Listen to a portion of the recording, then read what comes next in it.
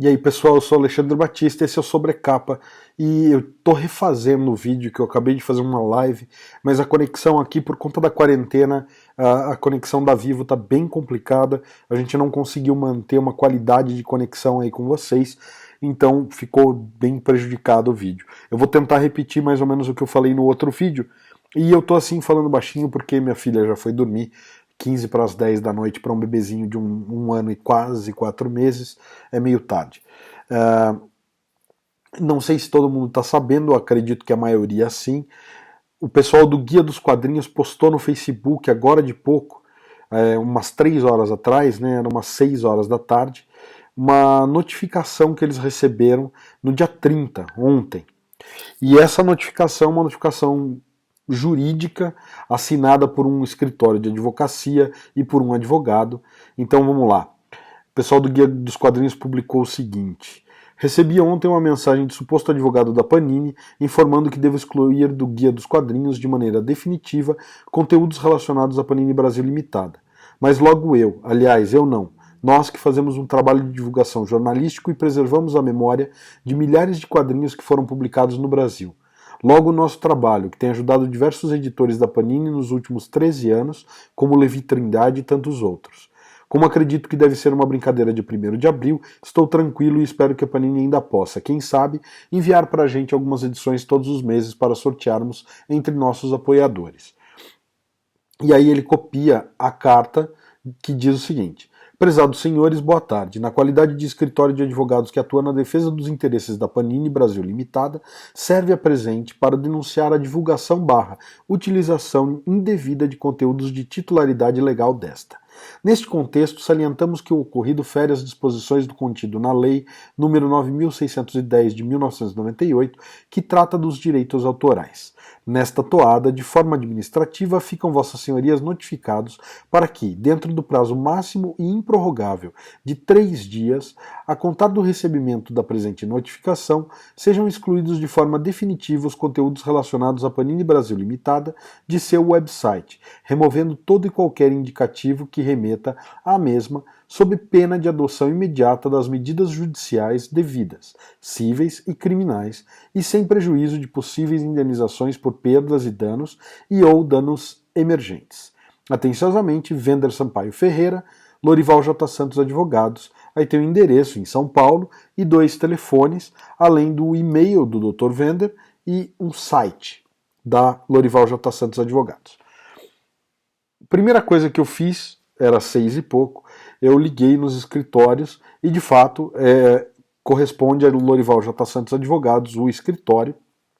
Então o telefone é de fato dessa firma de advocacia e o Dr. Vender de fato representa a Panini. O que pode ser, se for um trote de 1º de abril, é que alguém pegou o nome do advogado, fez a cartinha, mandou, enfim. E é um baita de um trote de 1º de abril bem pesado. No entanto, isso daí chegou no dia 30, né, foi postado pelo pessoal do Guia hoje, e 1º de abril é só amanhã, então talvez não tenha relação. Como já era mais de 6 horas e a Lorival J. Santos está trabalhando num sistema de home office, a secretária que me atendeu disse que iria passar o meu número para o Dr. Vender e ele entraria em contato comigo, mas hoje já estava fora do expediente. Então eu vou ter uma devolutiva do Dr. Vender amanhã. Por outro lado, o pessoal do Ultimato do Bacon, que trabalha comigo, o JP Maia, foi atrás de sondar e saber dos editores da Panini o que eles estavam sabendo a respeito. Então, do Sidney Guzman, a gente teve uma negativa, ele não está sabendo de nada. Fabiano Denardim também não está sabendo de nada. E o JP apurou que mais pessoas estão recebendo notificações parecidas. São casos diferentes, tá, gente? E a gente já vai entrar nisso daqui a pouco. Outra empresa, né, outro grupo de pessoas que recebeu uma carta parecida foi a Case in Case. E aí é diferente, totalmente diferente do Guia dos Quadrinhos. Oposto ao fato dos editores não estarem sabendo de nada e oposto ao fato de que pode ser um trote de 1º de abril, a gente tem a possibilidade de que seja de fato um processo, aí uma notificação extrajudicial, porque é a notificação dos advogados, ainda não tem nada de processo, mas que talvez eles estejam pensando em abrir um processo contra o Guia dos Quadrinhos. Por que talvez não proceda? Porque, na minha opinião, não procede. E no caso da Case in Case, daí já é mais delicado. Não é de hoje que a Panini vem tentando derrubar os scans, né? A gente sabe disso, scans são ilegais e estão tentando derrubar todos os sites que tratam disso de alguma forma. Na minha opinião, talvez eles tenham confundido o trabalho do Guia dos Quadrinhos, achando que era um site de scan, porque existem milhares de sites de scan, né, que foram derrubados um a um, e alguns ainda resistem. E de repente o cara olhou, não viu o que era, e falou, bom, tá na mesma leva, e pôs o Guia dos Quadrinhos. A Case in Case usa material, usa imagem, que é uma imagem com copyright para fazer as caixas de quadrinhos. Eu não vou nem entrar no mérito de se é legal, não é legal, se deve ou não deve. Eu faço as minhas caixinhas aqui em casa e eu não estou entrando no caso da Case in Case dever fazer isso ou não. Mas é um material com copyright, galera. Então, assim, se você usa uma imagem do Batman numa caixa, numa lata, qualquer coisa que você vai usar, numa caneca, você tem que pagar direitos autorais para DC Comics, e no Brasil você tem que pedir autorização para a Panini. A não ser que você negocie direto com a DC Comics por conta de ser um objeto. Então, assim, para Case in Case a questão é mais complicada e eu não vou entrar nesse mérito. Vamos falar do Guia dos Quadrinhos. O Guia dos Quadrinhos faz um trabalho que é um trabalho biblioteconômico. Eles fazem um levantamento de dados das edições. E quanto a isso, é um conhecimento público. Então, a partir do momento que eu adquiri uma Batman Key número 4, eu abro aqui a ficha catalográfica dele, que é isso aqui, ó, tá? Eu tenho esses dados e eu posso replicar isso onde eu quiser. O Batman Key, volume 4, roteiro de Scott Snyder, arte por Jock, tradução de Marília Beatriz, Barueri, São Paulo, Panini Brasil, 2020. E eu posso dizer quantas páginas tem, quantas páginas não tem. Eu tenho ficha técnica aqui, eu posso reproduzir essa informação. Não é um problema. Talvez, se não for uma confusão achando que o Guia dos Quadrinhos é um site de scan, talvez eles estejam querendo processar por conta do uso da capa. O Guia dos Quadrinhos faz um uso da capa e eles recortam a capa, né? Então a gente faz um recorte da capa e o Guia dos Quadrinhos põe a marca d'água do Guia dos Quadrinhos aqui. Na lei de direito autoral, isso tem uma brecha aí muito pequenininha, em que se você está mostrando um livro, então eu posso mostrar um livro da minha propriedade. Tá aqui, ó. Eu tenho essa HQ, certo?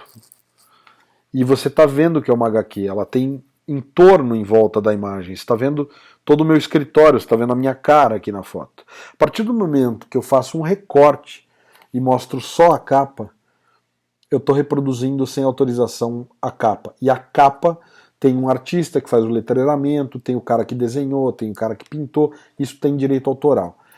Eu sei porque eu já trabalhei em editora e a gente, quando não conseguia autorização para usar a capa de um livro, o recurso era justamente tirar a foto com um pouquinho mais de borda e mostrar um pouquinho do entorno para dizer, a gente fez uma reprodução de um livro da coleção de fulano de tal. Acabou.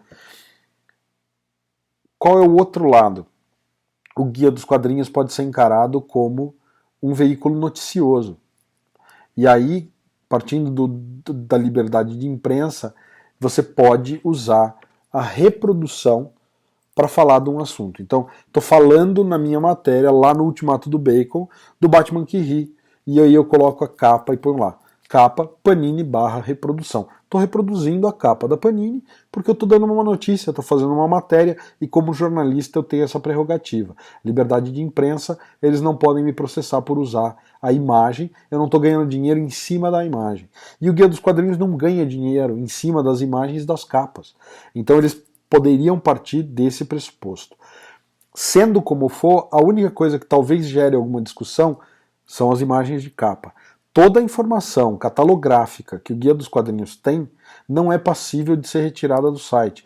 Então, assim, é um absurdo essa notificação por uma série de motivos, talvez pelas artes de capa, mas ainda assim o Guia dos Quadrinhos pode se encaixar dentro de um veículo noticioso ou biblioteconômico. Eles fazem um trabalho de biblioteca virtual, gente. Então, assim, não faz sentido. Você vai processar a Biblioteca Nacional, por exemplo, porque tem a capa de um livro no site da Biblioteca Nacional quando você vai procurar o acervo.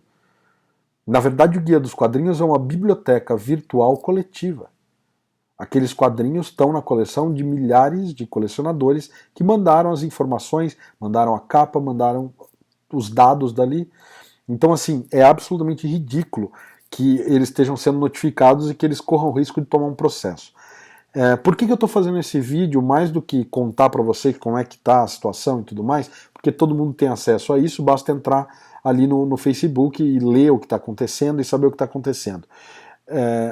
Caso isso não seja uma piada ou um trote de 1º de abril, nós do Ultimato do Bacon, eu, Diego Brice, Lucas Souza, João Pedro Maia e toda a equipe do Ultimato do Bacon, que é também a mesma equipe do Sobrecapa, ainda que o Sobrecapa esteja, né, desde o começo mais na minha mão, mas o Sobrecapa faz parte do Ultimato do Bacon desde o começo do ano passado. Nós, como equipe, a gente defende o Guia dos Quadrinhos e a gente está do lado do Guia dos Quadrinhos e a gente pensa que, se isso não for uma piada de 1º de abril, a comunidade de leitores de quadrinhos, a comunidade nerd, precisa se posicionar ao lado do Guia dos Quadrinhos. Por quê? O Guia dos Quadrinhos é uma fonte de informação para todo mundo que trabalha com quadrinho.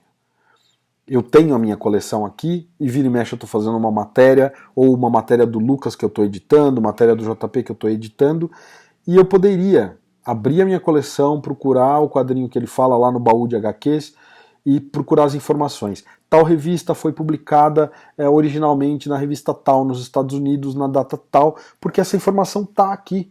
Né? Vamos pegar o Batman que ri aqui de novo. Né? Primeira capa. Batman que ri, número 4 da Panini. Eles têm aqui essa informação. Ó. Publicado originalmente em Batman Who Laughs, número 6 de agosto de 2019.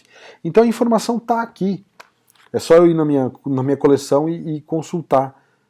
Mas para que eu vou desembalar minhas revistas, ficar procurando uma por uma para achar qual foi a revista que o Lucas usou na matéria dele, ou eu usei na minha matéria, sendo que eu entro no Guia dos Quadrinhos, eu digito lá Batman que ri, número 4 da Panini, e eu vejo quais são as edições originais americanas, tenho a capa, tem todas as informações que eu preciso ali.